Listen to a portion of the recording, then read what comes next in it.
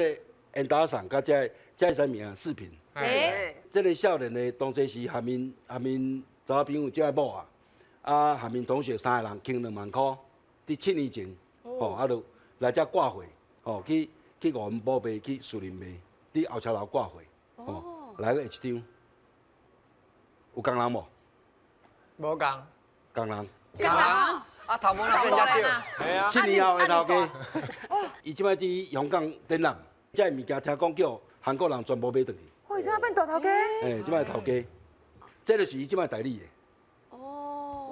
咱迪士尼的代理的。伊即摆咱伫台湾拢伊代理，包括有设计的公司，有创作的公司，伊家己有工厂，拢是伊，系啊。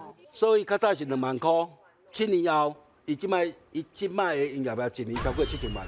哎呦，超过7000万。 7000万哦。 7000万。